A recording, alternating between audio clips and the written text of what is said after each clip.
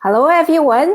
If you're joining me now, welcome. If you are watching the replay, welcome as well. Thank you for the second episode of Full Impact Interviews. The purpose of this series is to share the stories of our former corporate leaders turned entrepreneur, their career transitions, their journeys, their struggles and triumphs, so you can take inspired actions to make the change you want to see in yourself and in the world. Today, my guest is Haylee Galloway, and she's a former HR expert and specialist. A year ago, she got sick and she got fired. Then she started to build herself up from the ground and also her business. She got her first course launch with 500 students. What a triumph! While she's also raising two young daughters. So please help me welcome Haylee. Haylee, please tell us what do you do and who do you serve? Hi, thank you so much. I'm so happy to be here. And you're correct, I am a former corporate HR specialist.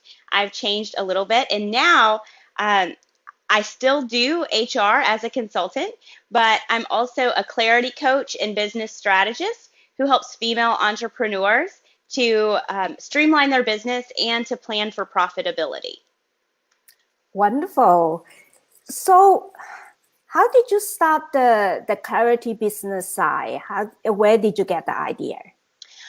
Honestly, it came from my own experience of losing my job suddenly due to my health and having to kind of make that determination that, okay, I'm not going to go back into corporate. So, what am I going to do? And it took me several months to really get clear on a good path for myself. And as you know, those types of things can change. Different situations come up, and we decide I'm going to do this or that. But in the beginning, I just really could have used someone to help me realize what my strengths were and how I could use them to support myself online. Wonderful. You had a successful first launch. So could you share with our audience how you did it? Like 500, that's like amazing.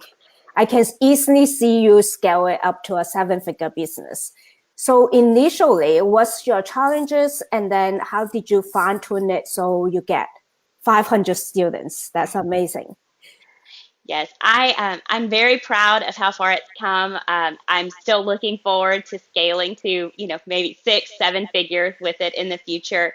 But to be honest, the biggest challenge to begin with was myself. Although I know my material, I know that I'm an expert in my subject matter, putting myself out there and risking maybe nobody buys it, or maybe I put in all this work and it's, a total flop. That was very, very scary for me. And that was probably my biggest challenge because it's pretty easy with all the technology to create a course these days and to get it out there. But I really think I was the biggest obstacle. And once I was able to do that, I realized, if you wait until it's perfect, then you're never going to be able to launch. It's better if you can go ahead and, create that offer, put it out there, and revise it once you get some feedback and relaunch it again, which is exactly what I'm currently doing. I didn't have video in my first offering of the course, and I got feedback that people would like to see that. So right now I'm revamping it to add video, and I'll be relaunching it soon with that as an added benefit. Also, I think connecting with your first students is really important. Those first supporters of you and your content are going to be very happy to offer their input and their advice, and you can help to fill in the gaps. Maybe you skipped over something, or maybe they're not clear, and you can go ahead with those early students and really dig in and make it clear for those that are going to be coming later on. And the third thing would be just to validate your idea before you spend a lot of time building a course. I made sure to survey my audience and ask people that I was involved with regularly online to make sure I was on the right track before I spent a lot of time putting something together that nobody would be able to use. A lot of people in my communities, they're so scared to take the first step. They're constantly thinking, oh, audience, where do I find my audience?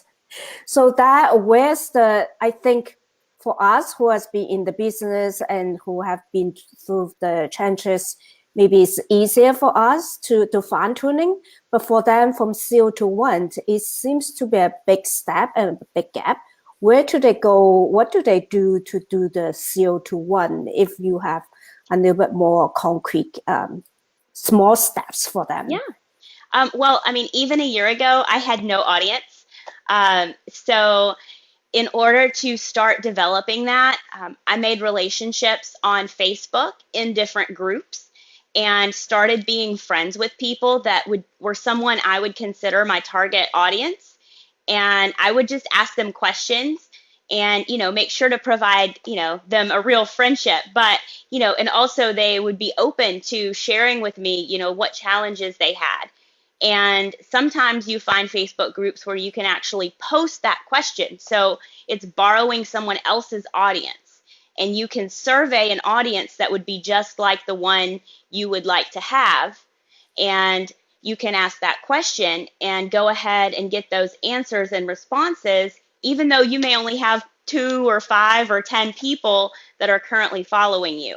And the more insight you can get into those questions, the conversations you open up there creates the opportunity for those people to come and follow you as well. That's wonderful. I guess a lot of people in our audience group, they know the answer, but they're so scared to keep trying because sometimes people might try for a few days and nothing happened. They're expecting overnight sensation of like hundreds and thousands of people follower or viral postings. And those things doesn't, like anything worth building doesn't happen overnight. Unlike the popular media, that's how they get the news to be so popular anyway. Yes. So exactly. Yeah, what you share is what I've been hearing again and again and again. You're another proof of just working at it, getting at it every day. So could you share also your top 3 lessons learned from your launch? What did you do that you will think, maybe I shouldn't do that again, or I should do better besides the video parts that will be a good addition? Yeah, absolutely. So one of the big things that I did that I would do differently, I actually bought a paid plan from Teachable to host my course and go ahead and do that before I even started building it. So I had a couple of months where I had paid for this course to be hosted, and later I found out that you can actually do that for free. They have a free version, and you can go ahead and build your course out without having to pay anything in the meantime until you're ready to launch. And they actually continue to offer a free plan, which is what I'm on now, and it just takes transaction fees. But I just hadn't done enough research. I was so excited to do it. So I would say definitely stop in whatever tools that you're looking at using. Make sure that it is the one that's going to offer you the best return on your investment. And for me, it turned out well, but it would have still been more money at the end of the day had I not paid for something up front that I wasn't using. Yeah. I checked the pricing plan. They actually they didn't say they have a fee plan. So how do you get onto the free plan? Do you just ask them, or is it from the back door? Yeah, so on the pricing page, if you scroll down, there's a tiny little link that will take you to the free plan. I see. But Wow. it's not easy to find, but it is on their pricing page, and you just have to scroll down a little. So it's those type of things that when you don't even know to look for them sometimes. I see. So that's number one. What's Yes. your other two others? All right. The second one is definitely to view the other people that are in your industry as co-creators, as collaborators, as people who are willing to support you. Because the majority of the time, they're just a person like you and I, Mm-hmm. and they want to see you succeed just because, it is a really great community to be involved in. And, granted, there will be some times where people aren't as friendly, but the reality is, I would never have been able to do what I did without the support of people who would technically be considered competition. Just having their feedback, them spreading the word to their audience that this was something that I was offering, all of those things really play a big role in how successful you are. That's my Wonderful. two Oh, things. we have a guest at the back of your Yes, screen. I'm so sorry. It's So, good to have additional guests. yes, Everyone's welcome. and this is every day when I'm trying to work, so it's very authentic. Uh, Oh, wow. yes, this So, is Coco, and she loves my computer. Coco, what a beautiful name. Yes. I hope she's as creative as you are. She tries to be. Um, Wonderful, wonderful. yes. And so for the third thing, I would say just not to get discouraged because the reality is it is not going to go like you have planned it, no matter how well you have planned. There are always going to be things that pop up, whether it's, a cat in the background of a video that you're doing for your course, or, if you're sick and you need to take time off, or one of your tech tools has some kind of glitch, or maybe you're just feeling really, super unsure about your launch for a couple of days and you have to take a few days off to rest and to get your mind right. Don't let those setbacks keep you from putting out that final product and going forward with it. It's funny you mentioned that's very good advice because for people like us, or I can speak from my own experience, I'm serving my private clients. They're in a different bracket group, and because I help them to scale into millions, so to come back as a new beginner in the online industry, I have to start from the ground and then be so new. And I was so afraid they will find out and then how they will see me. So I had many ideas, but I was so afraid to do anything because I was too worried about how they will see me, whether I will lose their business because their business is what they can afford me to scale my online business to reach and impact millions. I can afford to charge less. I can afford to reach more.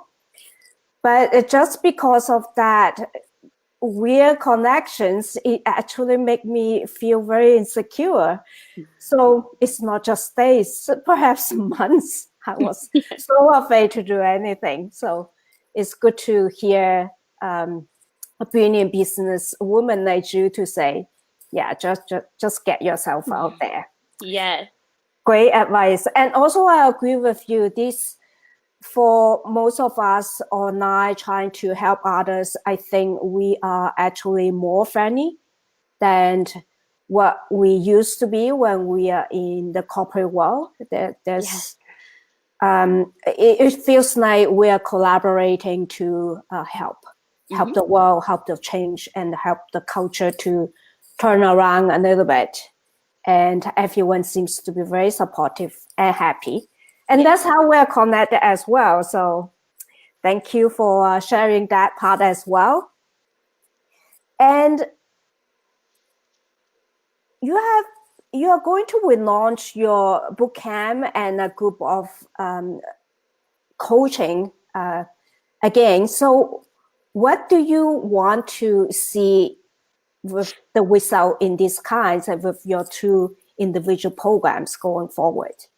So with the course that I have, that's the boot camp, The goal of that is really to help entrepreneurs to streamline and simplify their business. A lot of times we make things way more complicated than they need to be.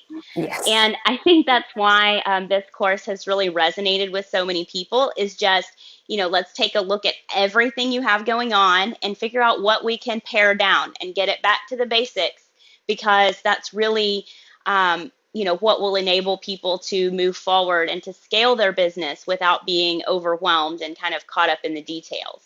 And then for the group coaching program, this will actually be the first time that I run it. It's officially going to start in April. But the idea behind that is to help new and emerging entrepreneurs to really get clear on what skills they bring to the table so that they can kind of narrow down their business. A lot of us will say, oh, I want to start a business. And it takes a while to get clear on that and to really capitalize on the skills that you have, maybe even you've used in a job before. So to identify that and create a strategic plan for building that business and give it a strong foundation so that, 3 months down the line, 12 months down the line, you kind of have a predictable roadmap for how you're wanting your growth to go. That sounds amazing. So with your two programs going on, with your family, everything's going busy. You're also doing consulting on the side as well with multiple income streams. Congratulations, by the way. And what makes you getting excited and keep going every day? Honestly, it is feeling like I have created something for myself, and I've created a lot of room in my life to be able to spend time with my kids, with my parents as they're getting older, time to travel. And all of those things are something I didn't have before when I worked in corporate, because I was dependent on being given permission to take a day off. And now I can really respect my body, my boundaries, and make the most of the time that I have by what I'm building here online with these businesses.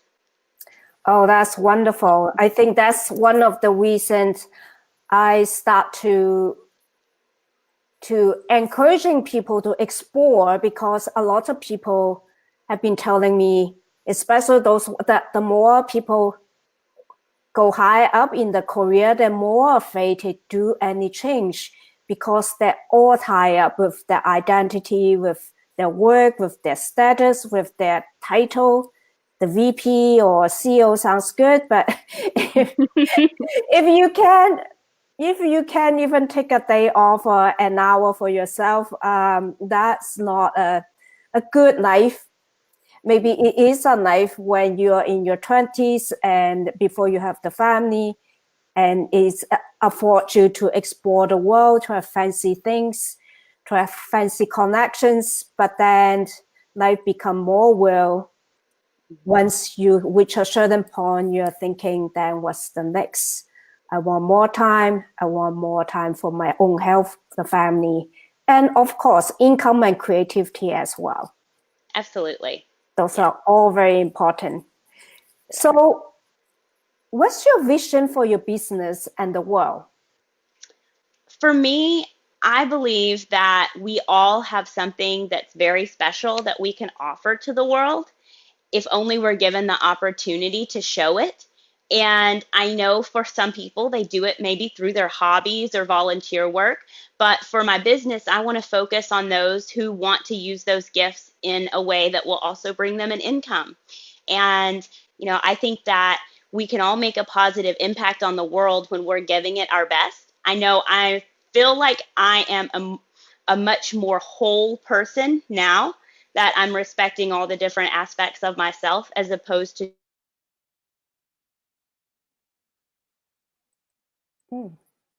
is not the only part of our lives that matter.